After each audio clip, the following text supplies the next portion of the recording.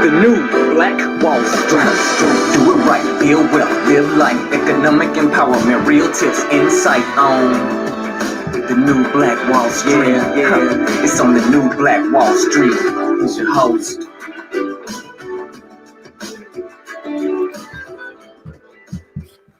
All right, my beautiful people, man. Good morning to you billionaires. Thanks so much for joining us here today on the new Black Wall Street, our Money and Power show, where we talk about money and talk about power. Today is a special broadcast as we have Fan Friday, man, and we're going to be continuing along our journey, as I said, going through one of my favorite pieces of literature, which is The Richest Man in Babylon.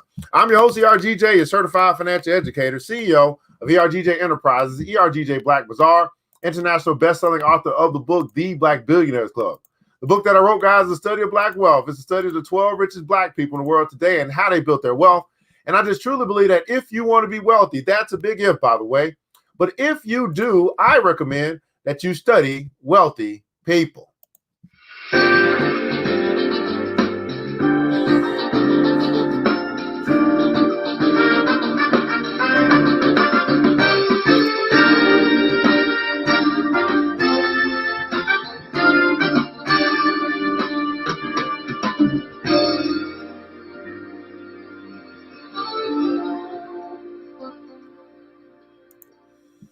You can find your copy of the Black Billionaires Club by simply going to the website www.theblackbillionairesclub.com, www.theblackbillionairesclub.com. Study of Black wealth that you can begin your study today. You'll find that link in the description above or below. Pick up your copy today. Today's episode is being brought to you by ERGJ Black Bazaar, the Afrocentric marketplace, which specializes in Afrocentric home decor, personal care products, and also Black art-inspired gifts. We've done a little shifting as it relates to our store here to make sure that we are current with the time, so you can find your personal protective equipment as it relates to your mask, your hand sanitizer, your black seed oil, all that good stuff, man. Go ahead and pick you up something that's going to help you protect your house, right? We got CBD gummies, got hemp soap, all good stuff, man. Maybe you protect your house, man. Check out ERGJ Black Bazaar, the Afrocentric marketplace, at www.theblackbazaar.com, www.theblackbazaar.com. We want you guys to remember this, that once you shop Black, you never go back. That's right, man. Once you shop Black at ERGJ Black Bazaar, you never go back. Let's go ahead and make sure that we support our own, shop Black, buy Black, all that good stuff as well. Man, I want to let you guys know we want to send a shout out to our sponsor here today, Big Sis Media, which is a full-service creative design agency with all the tools available to help you communicate with your audiences through visual and digital media. Big Sis Media is the company that powers ERGJ and the brand. So all of our websites, all of our digital flyers that you see is all done from Big Sis Media. And so they can help you too. Big Sis Media is there to watch over your most critical creative needs like a Big Sis would. Now, here's some of the things that Big Sis Media does. They help you with your graphic design, your web design, video production if you need trailers, branding strategy to help you make sure that you represent your brand is represented well out there in the marketplace. Audio production, you want to do a podcast or anything like that. Photography to be able to take pictures of your events and all that stuff as well. Well, you can get all that under one house at Big Sis Media. Make sure that you check out the website, www.bigsismediagroup.com, www.bigsismediagroup.com. This is a Black woman-owned business. So you got a Black man-owned business, ERGJ Black Bazaar, Black woman-owned business at bigsismediagroup.com. You can support Black if it's a choice, right? Black wealth is a Black choice. Group economics is a Black choice. And we simply have to choose to do business with those in our community, okay? We just simply have to choose to do business with those in our community. Man, let's find out who's here with us this morning. You showed up early. You're ready to rock and roll, right? The early bird gets the worm. Let's find out who's joining us in the morning. Go ahead and let us know that you're here. Good morning to you. Thanks so much for joining us. See, King Amari is in the house. Thanks so much for joining us here today on the Money and Power Show. King K, thanks so much for joining us here today on the Money and Power Show. Anybody else, good morning to you billionaires. Let us know where you're connecting from. Right, what city, what state, what country you might be joining us from. We're broadcasting across Facebook Live, YouTube Live, and across the World Wide Web. We're coming straight out of our virtual studios here in Decatur, Georgia. That's right, Decatur, where it's greater. Love to know just where you're connected from this morning, okay? Love to know just how far our reach is as we're using the World Wide Web to reach the masses. right, to reach the masses. Man, we got good morning to you. Loki Slick Saucy is in the house out of Charleston, South Carolina. Good morning to you. Grand Rising to you, King. Grand Rising to you, King. Sydney is in the house. Good morning to you. Thanks so much for joining us, man. I really appreciate you sitting in, you showing up, man. He was, man, brother Sydney, for real. Man, we got all the way to $19,365.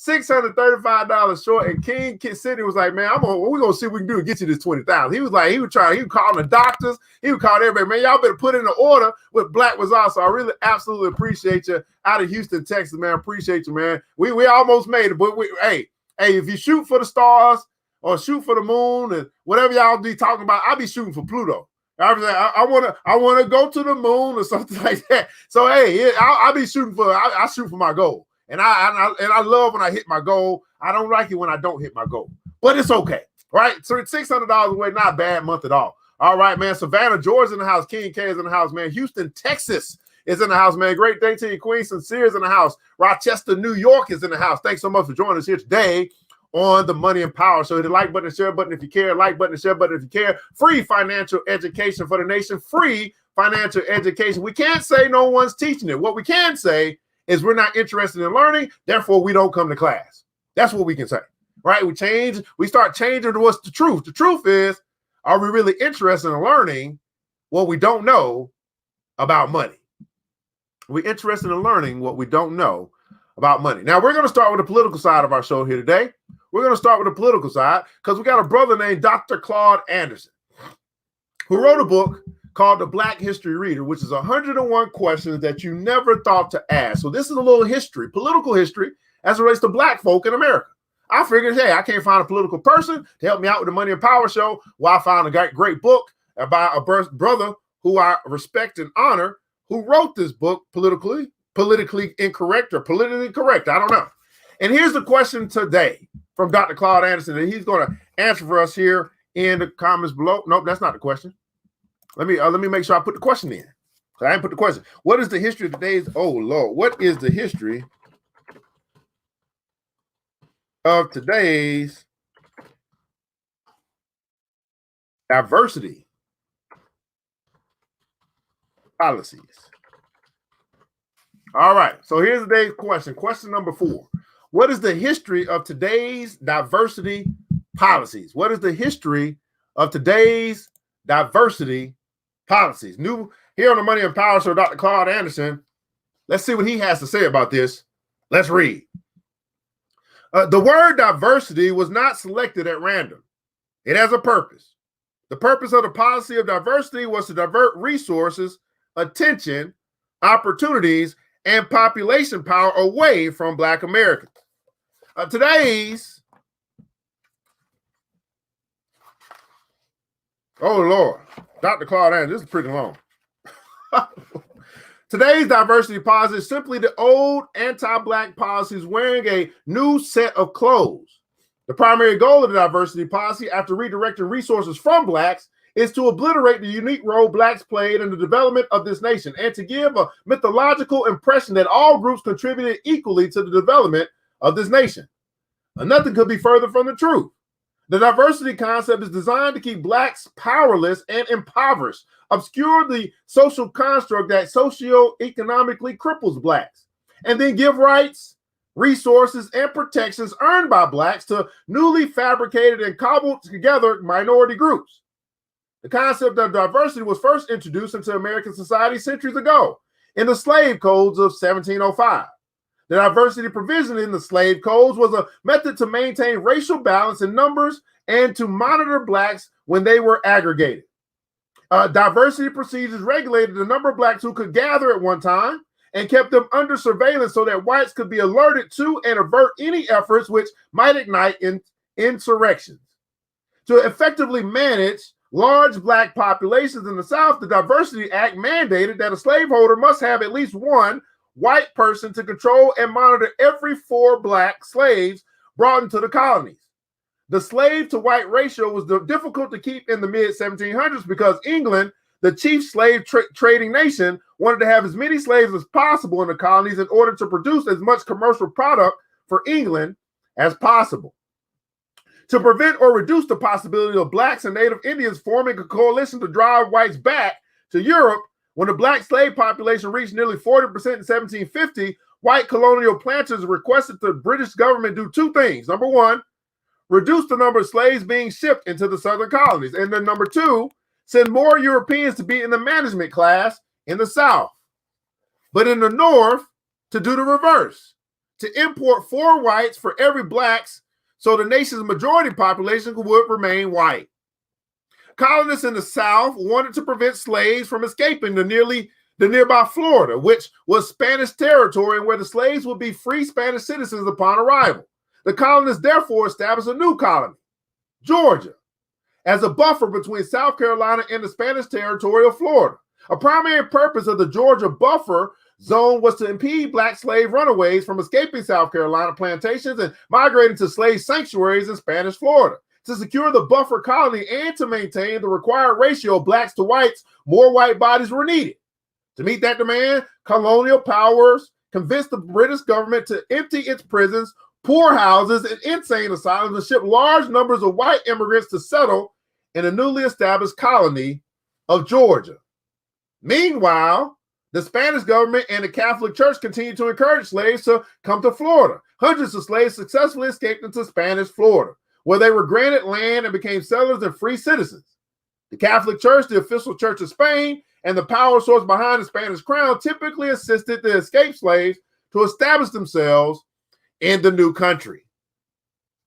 The 1705 Diversity Act included a provision that required white males to be members of the local militia, to bear arms, and to perform slave monitoring duties. All communities had to have plantation police or paddy rollers to monitor the movement of slaves and to patrol for runaway slaves.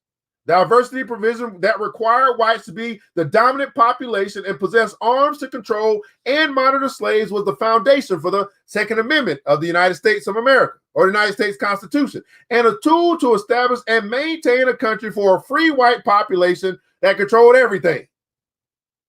White population domination was the stated national goal, but the reality was quite different. The North had limited use for slaves. In the South, plantation owners needed black slaves for labor, and blacks were the dominant population in many of the colonies. When the diversity policy was first initiated in 1705, the slave population was nearly 40% nationally and over 50% in the southern states and was continuing to grow. The North saw expansion of the black population as a threat. Southern plantation owners could not achieve a majority white population because cheap white labor could not compete with free black labor. And white immigrants did not want to migrate into the South and Southern culture. As a practical matter, the plantation owners accepted large black populations, but devised cruel physical and psychological control measures that were so horrific and brutal that the slaves endured intense fear, pain, anxiety, and continuous terror. They were not permitted to be human. Some died from their experiences, but most gave in to the conditioning and did not revolt. The slave owners took those measures to protect themselves and to control the majority. By the time the Civil War began in 1861, states like South Carolina, Mississippi, Alabama, Louisiana, and Georgia had black populations that were approaching the 50% mark. The Diversity Act that required white men to carry weapons and to monitor slaves led to the Second Amendment that was included as a requirement in the United States Constitution. Today, 160 years after the American Civil War ended, the diversity concept in race matters has again reared its head. Just like in previous centuries, present-day diversity policies devalue blacks and equate every newly fabricated minority to the historical struggles of black Americans.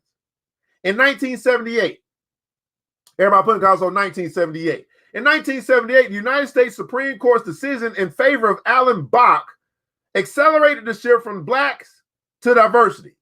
Bach was a white medical student who claimed that preferences given to blacks were the underlying cause of his rejection from medical school, and that those preferences amounted to discrimination against him. A minority opinion stated there was no constitutional justification for preferential treatment for any group other than black Americans, but the majority sided with Bach. Public and private policymakers responded. They adopted the language of civil rights, but applied it to diversity, which only nominally included blacks and in reality benefited groups more acceptable to the public, groups that did not conjure up uncomfortable images of slavery, segregation, or black power. White policymakers knew that the shift away from corrective preferential treatment for blacks to generalized diversity would be detrimental to blacks. The policy shift of unearned entitlement to groupings of diverse people was made behind closed doors, deemed politically correct, then announced to the public. Liberals felt that growing opposition from whites would impede any corrective actions for blacks, so liberals switched gears and eagerly embraced diversity for any certified new minorities as the new national civil rights goal.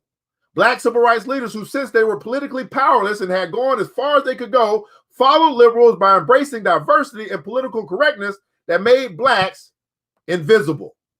Having knowingly sold out their people, the civil rights establishment kept silent and promoted the newly fabricated minority classes with the hope that some blacks might inadvertently benefit through diversity inclusion programs and political correctness attitudes which were popular in mainstream society. Both government and the private sector accepted the legal diversity rationale with the clear understanding that blacks would be nearly excluded from preferential treatment and public resources diverted to the newly fabricated minorities. The federal government's failure to enforce the nation's immigration laws enable a massive influx of legal and illegal Hispanic immigrants to enter the United States. They soon surpassed the native black population and became a majority minority, and the nation's preferred minority in terms of receiving benefits and privileges. By the year 2000, when large numbers of Hispanics had entered the country, they had displaced blacks in population and from the nation's consciousness. Blacks moved down from second class to third class citizens. The reduction of blacks to third class citizens gave Hispanics greater political leverage than blacks in voting potential, business development, and the public consciousness. The preferential immigration policies that sparked the growth of Hispanics were in response to the gains blacks made during the civil rights era. By 2014, there were 55 million Hispanics in the United States, making up more than 17% of the population. 93% of Hispanics had been in the country less than 40 years, since the year 2000. Hispanic organizations, authors, and media personalities publicly boast that they have made blacks obsolete, replaced them as the majority minority, or the majority, and made them instead the minority. Adhering to a trickle-down belief, Hispanics argue that blacks have had their day. The diversity concept as a public policy offers a menu of preferred gender or ethnic groups from which the white overclass can choose to direct resources and opportunities. Diversity is a broad and ambiguous concept that hides from public view who actually receives the targeted benefits.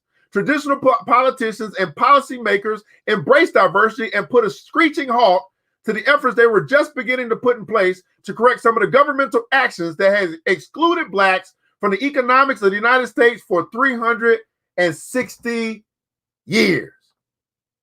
Diversity policies became a facade for covering up the abuse inflicted on blacks by the United States government. Each class group that receives gratuitous special treatment further dilutes and redirects resources away from blacks. It is a continuous assault. An example of the way groups are gratuitously added to diversity without connection to the American history is the proposal by President Barack Obama in 2016, his final year in office, to add Middle Eastern people as a new racial category for the census and public policy. This will be the biggest realignment of federal definitions of race in decades and will further lock Native blacks into the lowest level of the nation's rank order of social acceptability. Amazingly, 50 years after the massive influx of immigrants began to displace Native Black Americans, Black elected officials and civil rights leaders remain committed to open-door immigration and diversity, even though these policies are injurious to members of their own race. Liberals argue altruistically that diversity and recognition of gender, language, and ethnic groups is good for the nation. Liberals found practically no resistance when they abandoned Black Americans whose suffering was out of vogue and eagerly jumped on the bandwagon of diversity. After decades of refocusing the nation's attention away from blacks to preferential treatment and affirmative action for diversity, the nation can easily point to the accomplishments achieved by women, Hispanics, Asians, LGBTs, Arabs, and the handicapped in the corporate boardrooms, contract offices, college classrooms, and government jobs. The gains of blacks in those categories, however, are minuscule. They're on the bottom. And over the past 50 years, those gains have mostly evaporated. Black people, replaced by diversity, remain excluded, abandoned, and quiet. President Donald Trump was unique among presidential candidates in that he acknowledged the need of black people specifically and promised to address them, but blacks have not yet made an effort to hold him to those promises. Wow. Whew. A Black History Reader. 101 questions that you never thought to ask. Written by our brother, Dr. Claude Anderson. And the question that was posed today, what is the history of today's diversity policies in our reading for today? All right. We're going to have another book. We're going to keep it going, man. This is something else. I mean, let's see what you guys talking about over here. Right. Good morning to you, Mr. Jermaine Brown. Good morning to you, Sedley. How are you, man? Good morning to you. Queen Lovey is in the house, man. Pineapples, if you just learned something today, y'all know what we do. You put in the comments little pineapples, man. We gonna add, we ain't gonna add, we're gonna act right today, right? Yeah, just learn something.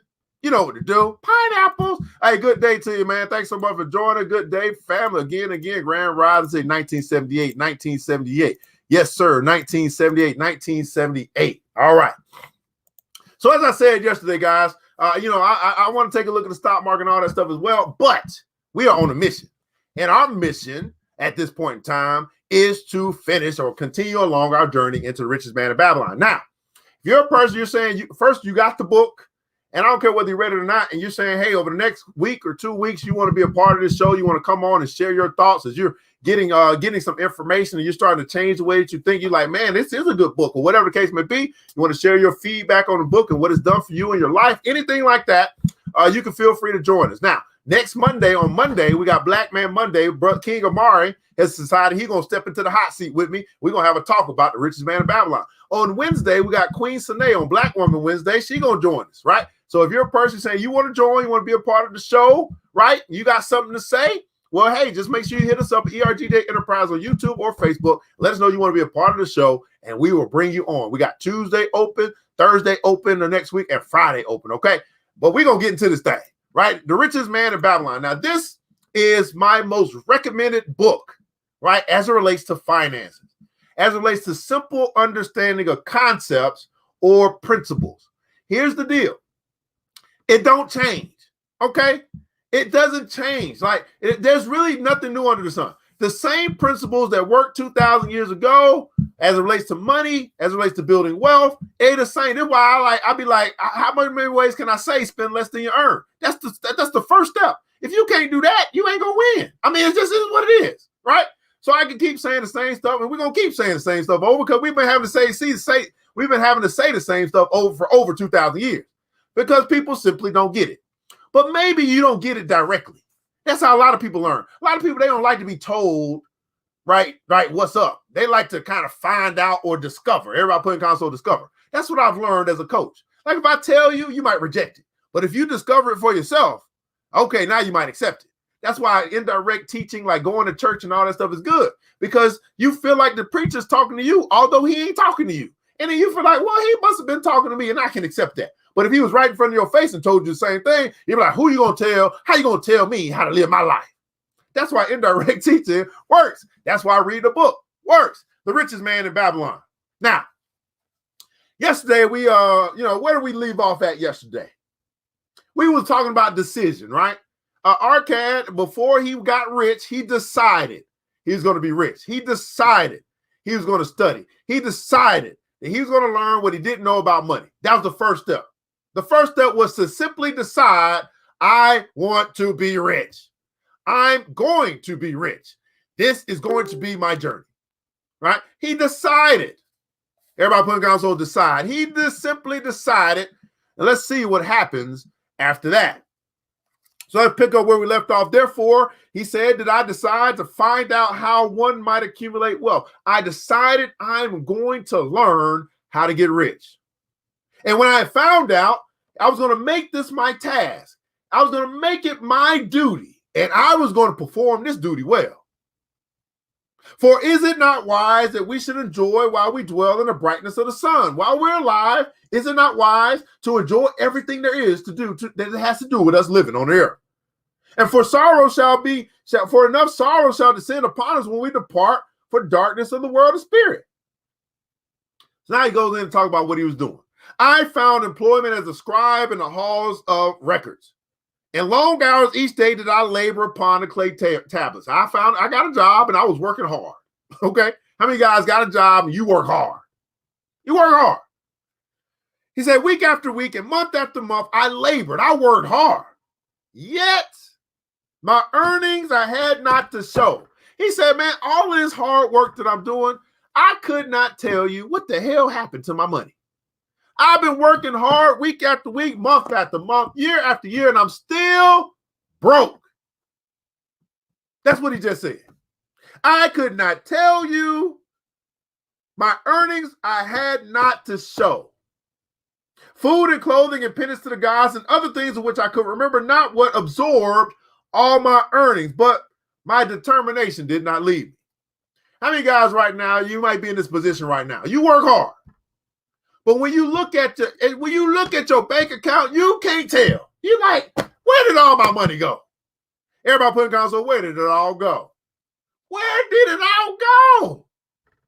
Every week, every month, every paycheck. I get paid on Friday, it's gone by Monday. I got to start over again. Where did it all go? But notice what he said. He said, but my determination to get rich, right? Although I was working and I don't know where the heck my money was going, although I was broke as a joke, my determination did not leave me. So first, you got to decide.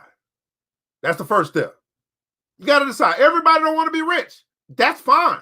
If you ain't decided that's what you want out of life, that's okay. I decided for my life.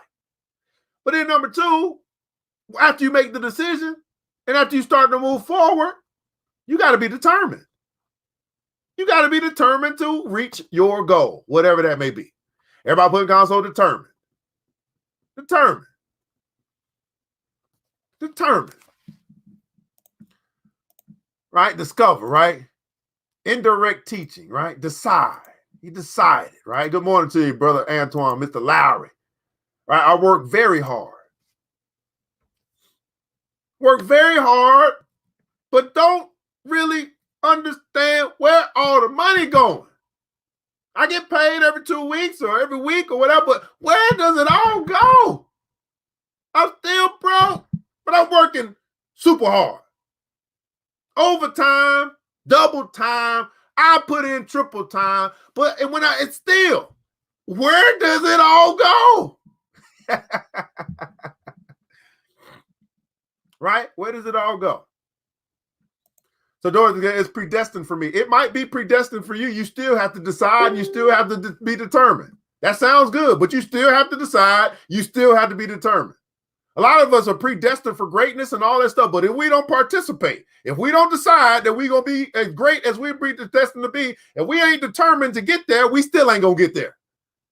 So that's, no, hey, listen, it ain't, I'm sorry, honey. That sounds good, but that's not reality. That's fickle fate. Yes, you are predestined for greatness. Yes, you are. Yes, God wants you to prosper. But just because God wants you to prosper does not mean that you want to prosper. And until you decide that you are going to prosper, it don't matter what God wants for you because he's giving you free will. So yeah, that sounds good. This is what happens in our world. We say stuff that sounds good. We intend so well. We got best intentions. You know what, Lord? I intended to get rich. You know, I really did. In my heart of hearts, I really wanted it. But my habits, they did not reflect what my intentions were. Okay? And that's what happens. We have all the best intentions, but do your actions align with your intentions? Because I don't really care about your intentions. What I look at is I'll pay attention. I'll watch what you do. Actions speak louder than words. Oh, go, you. That's a broke habit. Oh, that's another broke habit. Oh, that's another poverty habit. But you intend to get rich. Okay, which one I'm going to believe?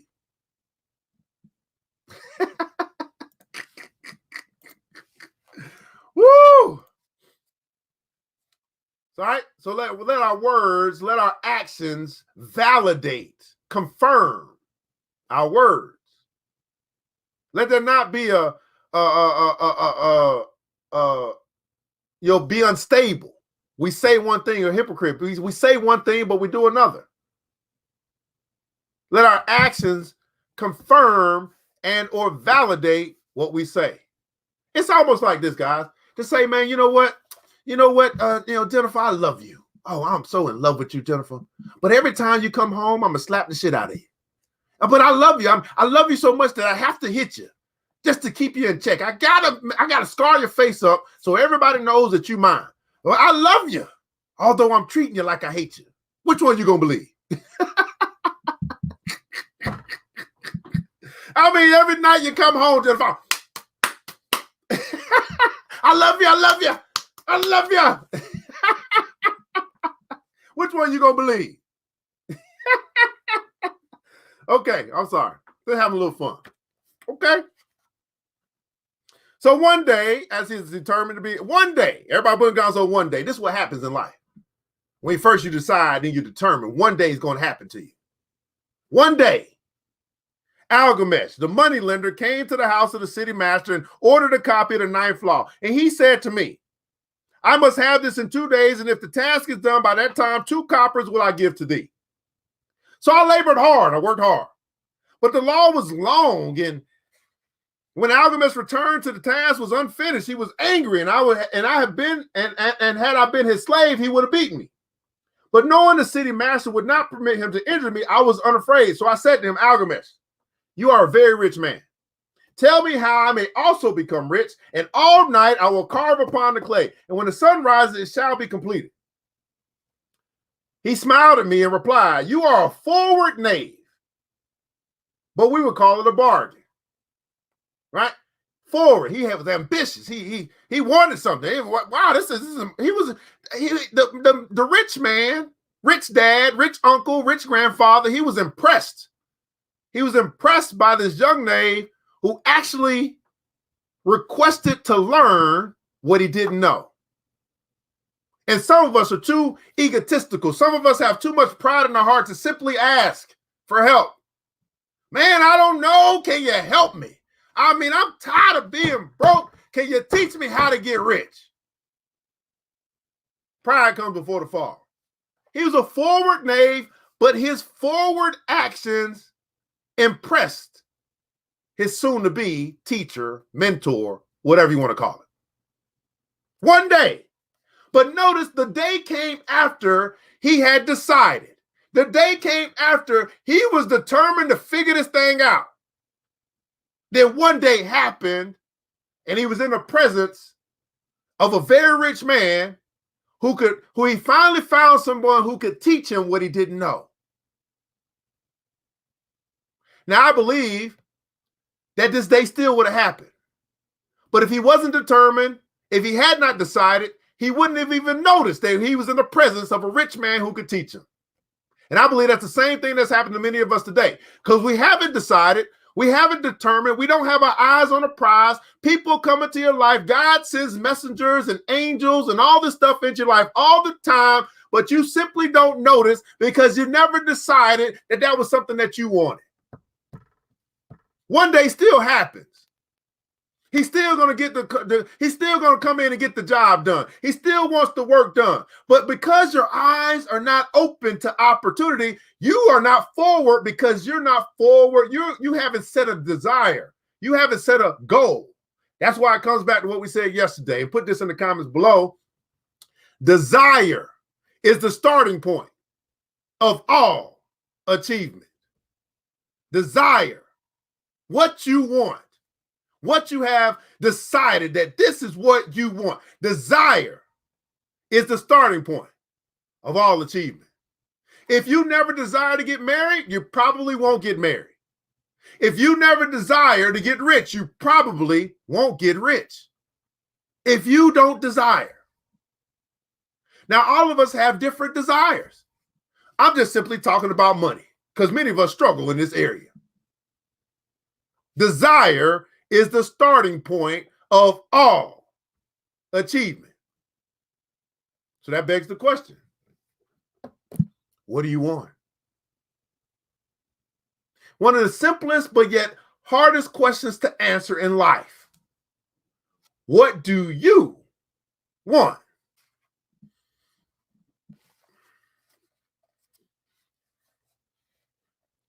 So at that night, I carved through my back pain, and the smell of the wick made my head ache until my eyes could hardly see. But when he returned at sunup, the tablets were complete. I finished what I started. Now I said, tell me what you promised. He said, you have fulfilled your part of our bargain, my son. He said to me kindly, and I'm ready to fulfill mine. I will tell you those things you wish to know because I'm becoming an old man and an old tongue loves to wag. You know, old folk like to talk. And when youth comes to age for advice, he receives the wisdom of the years. But too often, the youth think the age knows only wisdom of days that are gone. How many guys are in age, and you try to talk to the young bucks, and you realize the young bucks think what you're saying is old and outdated and doesn't work anymore. Now we're talking about principles. We're talking about concepts. We're not talking about the actual the strategy or the implementation of it. We're just talking about the principle. You got so much wisdom. You're like, man, if they would just listen, these little young bucks, they just listen. I mean, we can guide them towards whatever it is that we can guide them toward. Right? So when the youth comes to age of advice, he receives the wisdom of years, but too often the youth thinks of age or knows only wisdom of days that are gone, and therefore they profit not. But remember this, the sun that shines today is the sun that shone when thy father was born, and will still be shining when thy last grandchild shall pass into darkness. What did he just say? There's nothing new under the sun.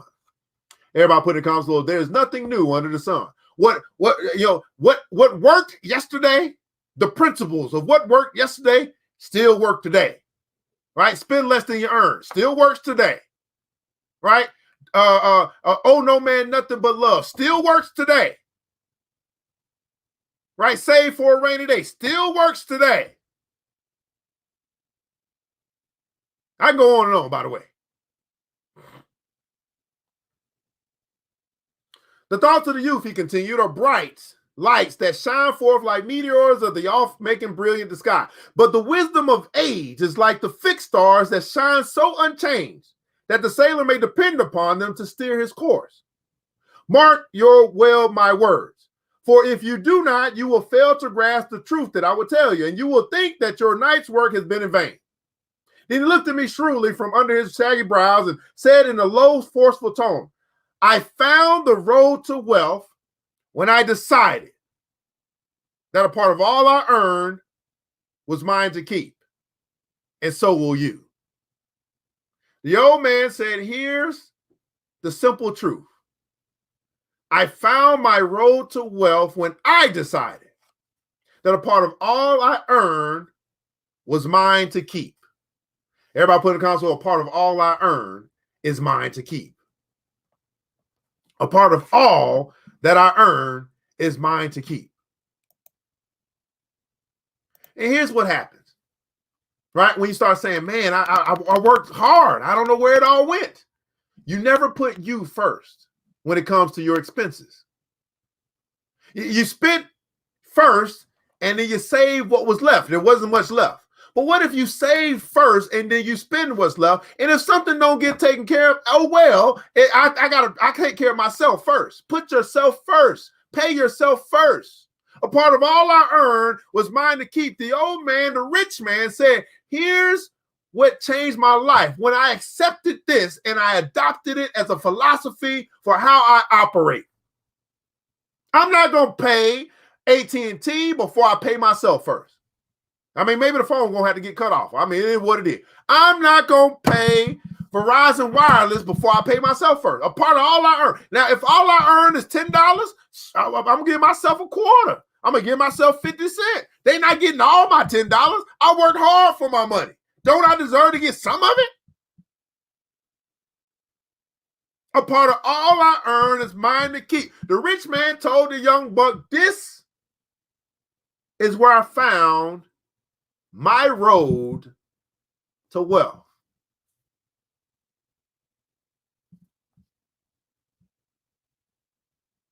Then he continued to look at me with a glance that I could feel pierced me, but said no more. Is that all? I asked. Well, that was sufficient to change the heart of a sheep herder into the heart of a moneylender. What did he just say? He said, man, I used to be in your very same position. I used to work super dang on hard. And I couldn't figure out where all my money went. Then I adopted this philosophy that a part of all I earned was mine to keep. And it changed me. I went from being a sheep herder or a person that works hard to now to a person who has my money working hard while I work smart. And if it worked for me, if you adopt this same philosophy, you implement it into your life, you learn how to do this, you discipline yourself, it can work for you too.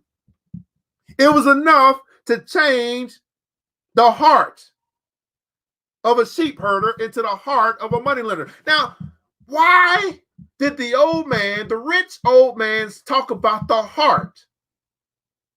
The heart. He's talking about a mindset. And it's very interesting. I talk to a couple people throughout the day, and sometimes I just be on the phone, I just be listening. And I be saying to myself, yeah, your mindset. We just got different mindsets. Right? You got the mindset of an employee. You want another job. You want to stay under the rule or something. You believe that's security. I don't think like that. I got the mind of an entrepreneur. My opportunities are unlimited because I'm not capped under somebody else's pay scale. So it's hard for us to have a conversation as it relates to whatever it is that you're doing because we got two separate mindsets. And I don't want to impose my will, nor do I want to feel like I'm being disrespectful to you because I don't understand why you still keep applying for all these dang on jobs. When you told me you want to build your business, but yet you give no time to your business because you say you don't have enough money. And I'm trying to tell you, well, you don't have enough money because you give no time to your business. But you can't have the conversation with everybody because what did it say? The youth comes to age of advice and receive wisdom. But too often, the youth thinks the age knows only wisdom of days that are gone. Too often, the youth, and I don't care how old you are, I'm talking about the immature when it comes to money, right? They're not willing to listen to people that know something about money. It's the mindset. So the heart, changing the heart, changing your mind. I also find this very interesting. That he didn't tell him that you got to do this. What he said was, this was what worked for me. You came to me and asked me for advice, so I didn't offer my advice. You asked me, and I said, well, here's what works. So he had a listening ear. So that also taught me as well, because this same conversations I have, if you don't ask me, I don't tell you. I'm not gonna waste time trying to enforce my will on you, although I might know some stuff that might help you get to where you say you want to go. But until you really want to go there, see, you don't really want to go there until you start asking, you start seeking, and you start knocking. It's something that is in you. It's something that you know could be done, but you don't really have the desire to go there until you start asking, you start seeking, and you start knocking. Those are the telltale signs of somebody who wants to get someplace. They say, man, this is what I want. I'm going to figure out how to get it done. I'm determined to accomplish this. I'm asking every day. I'm seeking every day. I'm knocking on every door that I know. I'm also asking where's some other doors that I can knock. But instead, the other person says, well, here's something I would like to do someday. That's already a telltale sign. You don't really want it bad enough. But until then, let me apply for it. Let me put in another application. Let me try to get a promotion.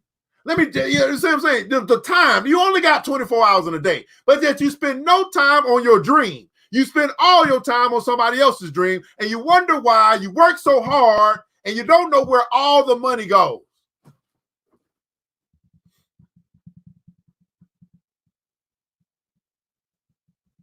But yet, you have this dream that's deferred. A dream deferred. A dream deferred. Because you conditioned yourself to believe that there's security. You condition yourself to believe in a bi-weekly paycheck. And you condition yourself to believe that this bi-weekly paycheck is guaranteed. Fool. You condition yourself to believe, although you see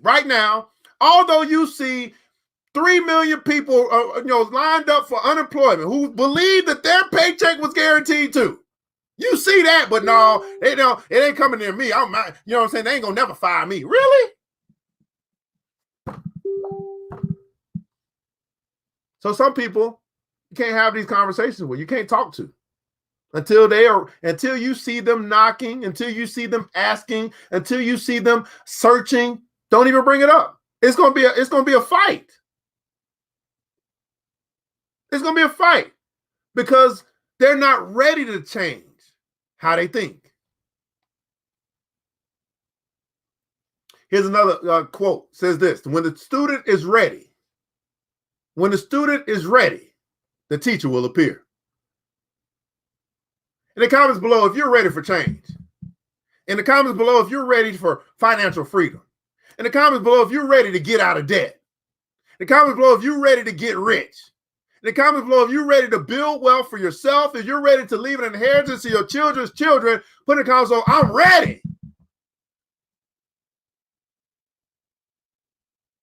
You got to be ready. See, Archive was ready. Archive was ready. He was so ready, he was willing to work all night long to get the answers that he was looking for. He was forward. He was working hard. He said, man, it got to be something different, better than this. And he finally came across a man who he saw could actually answer the questions that he had. Who knew that it was so simple? Then he continued to look and said, that was sufficient to change the heart of a sheep herder into the heart of a money lender. But all I earn is mine to keep, is it not? I demand it? Far from it. He replied, do you not pay the garment maker? Do you not pay the sandal maker or the shoe person? Do you not pay the things for the things that you eat? Can you live in Babylon without spending? Can you live in America without spending? What have you to show for your earnings over the past month? What have you to show for your earnings over the past month? Now look, we do this every Wednesday. I don't even know how much is in here. Well, I do know how much is in here. What have you to show over the past month? This is just for the year, right? I ain't touching this. I pay myself first. I walk you guys through how to do it every week. And I just sit it and forget it. Will I have to come to this at some point in time? Maybe. Will a tire go flat? Maybe. Right? Will the air conditioning go out? Maybe. Will somebody throw a rock in the window? Maybe. That's called Murphy's Law. I'm ready for Murphy. Come on. Murphy, if you show up, we got you. We do this every week. Every week we show up. Every week we go through the savings challenge. Every week people miss the class. Every week people decide not to do it. We can't do nothing about that. Can't do nothing about that. Can't help those who will not help themselves. That's what I do know. Waste the energy, waste the time. What have you to show for your earnings, for all your hard work over the past month? What do you have to show for? I want you to think about that question, because we're at the beginning of May. So that gives us a whole 30 days of April to look at. What do I have to show for all the hard work that I put in over the past month? When I look back over my life for the past month, when I look back over my finances for the past month, when I look back over my life or the assets that I've acquired over the past month, what do I have to show for? I mean, I've been working hard. I mean, I've been burning the midnight oil. I mean, I got 2 jobs. I got 3 jobs. I've been working hard. Yes, I have a house or a roof over my head. Yes, we have food to eat. Yes, my children are clothed, and that I might be content with that. But I'm just saying, is that enough? When more is available, why settle for less? Everybody put that in the comments below. When more is available, Why settle for less? Now, that also means that you got to believe that more is available. Is more available to you? Could you have more? Do you have room to receive more? It says, man, give and you shall receive. Pressed down, shaken together, running over your cup and all that good stuff. Do you have room to receive more? I'm not saying don't be appreciative and gracious for what God has allowed for you to acquire or have or build in your life. What I'm simply saying is, after you get past gratitude, ask yourself, is more available? And do you want more?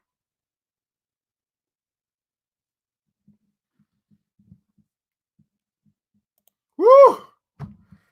Man, Slogan says, we've done a lot of the past month through the quarantine, a lot of observing of money. You and the wife doing your thing. Mr. Jermaine Brown, when more is available, why settle for less? I'm ready. When more is available, why settle for less? Sadly, let me tell you something, bro. I'm reading my favorite book. I told man, when y'all get me on this book, it's a whole nother level of this thing coming out. Y'all see the fire coming out my head.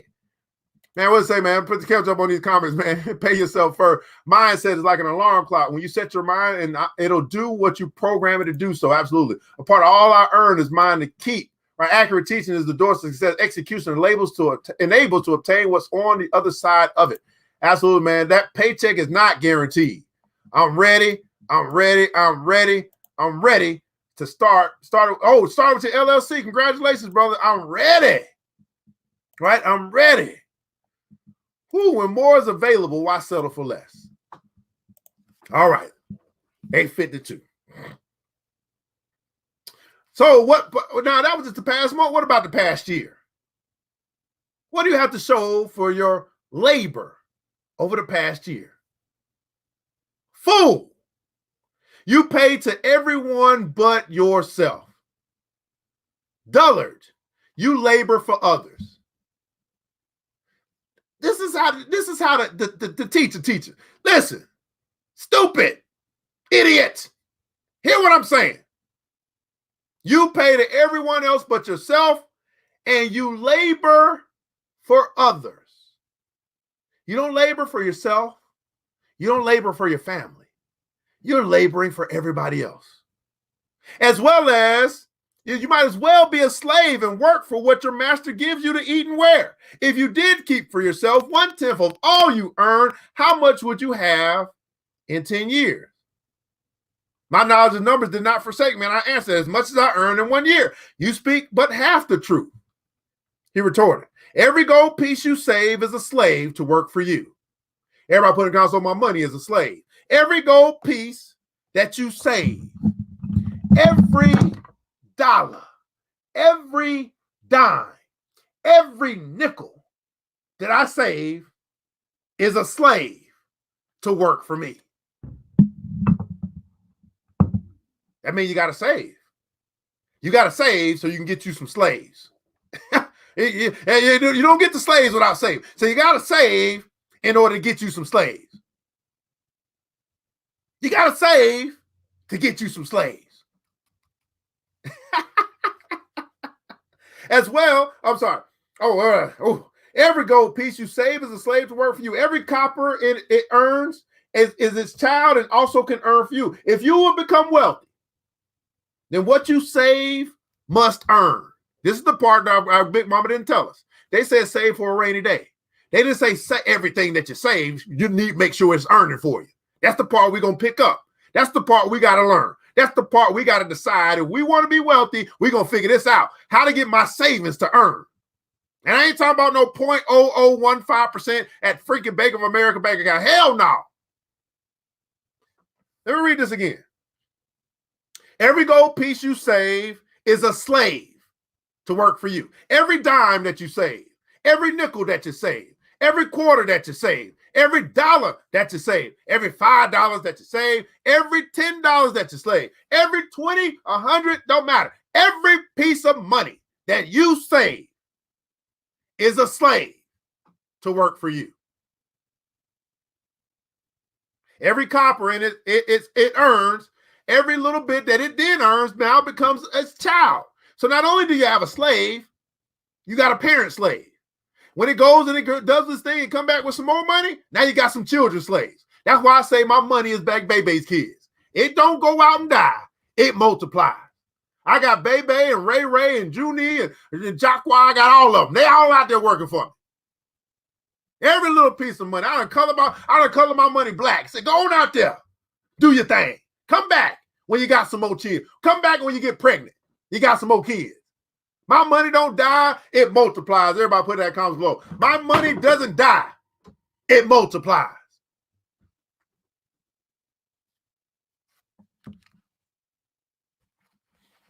So when you spend more than you earn, that's your money dying. Give your money no opportunity to multiply. When you spend less than you earn and then you save, you can get you some slaves. And when you get you some slaves, you send your money out there and it don't die. It multiplies.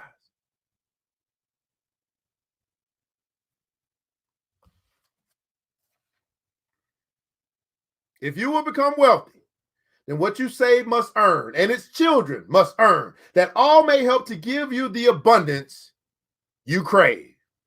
If you will become wealthy, then what you save must earn, and its children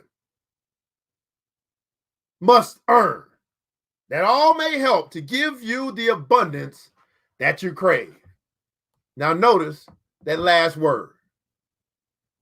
The abundance that you crave. It comes back to what you desire. It comes back to your obsession. It comes back to what you really, really want. It's not just some saying in the Bible or some church song and he blessed in the city and all this stuff. No, do you really want to prosper? Do you really want to be rich? Do you really want to build wealth? Do you really, really, really want to leave an inheritance to your children's children? If so, it's not by what you say. It's by what we see that you do. I need to see you asking. I need to see you searching. I need to see you knocking. And then I need to see you executing.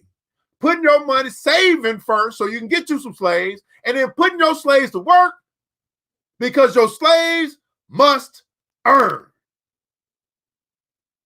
Now, no, it's not an option. It's must. Everybody put in capital letters below. Must. My slaves must earn.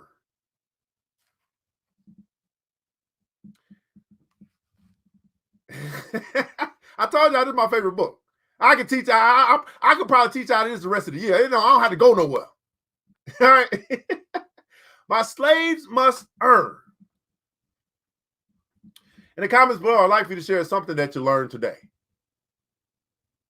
Something that made a difference in your life. Maybe change the way that you think, change your philosophy, got you thinking a little bit. Have I adopted the mindset or the heart of poverty? Or have I adopted the heart of prosperity? Adopting the heart condition, the mindset, the belief. What's that for you? My mentor, Mr. Warren Buffett, the fourth richest man in the world, says this, that price is what you pay, but value is what you get. Right now, I want you to think about the price you paid to be here. It didn't cost you a dime. It's free financial education, but it costs you something that's way more valuable, which is your time. Whether you've been here for an hour or 10 minutes, my goal is to make sure we make an impact in your life. So I'm simply asking you to answer this question in the comments below. Was this worth your time and why? If you learned something new today, some new ideology, some new philosophy, you just simply put in the comments below pineapples.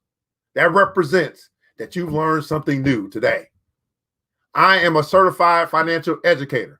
My job is to teach you how to get out of debt. Teach you how to get rich. Teach you how to build wealth. Your job, if you consider yourself to be a good student, is to come to class. Your job, if you consider yourself to be a good student, is to come to class. Let's catch up on these comments, man, and we'll get up out of here, man. It's Friday. They got paid. Y'all know I got to go collect some checks. Ooh, I love Friday, man. I'll be right there at that door. Y'all just got paid today? Come on now. Come on now. Right? When your more is available, why settle for less, man? Right? So Brian, the great Scott, my money is a slave. Right? My money is a slave. My money is a slave for me. That's right. My money is a slave, Dr. Lovey. My money is a slave for me. What I save must earn.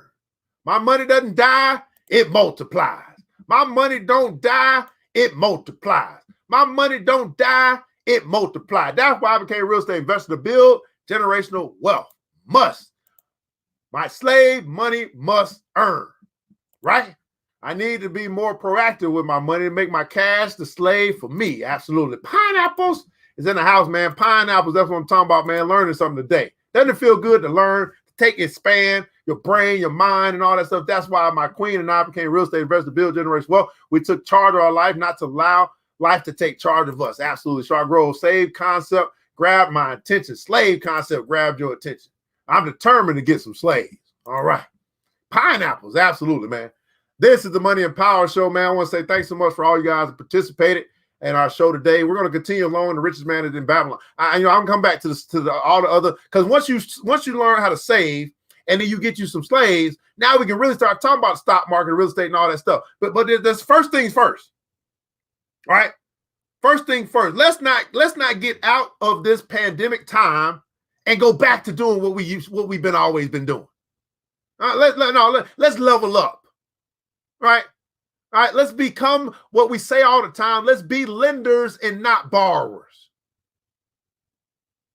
It's time to level up. Well, beautiful people, I want you guys to remember this, that it takes a village. It starts with us. Let's build as we climb together. We all we got, beautiful people. Matter of fact, we all we need.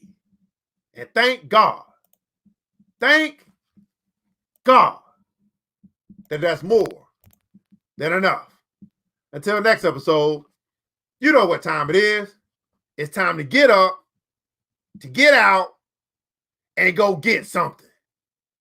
Mr. DJ, hit the music. The new Black Wall Street.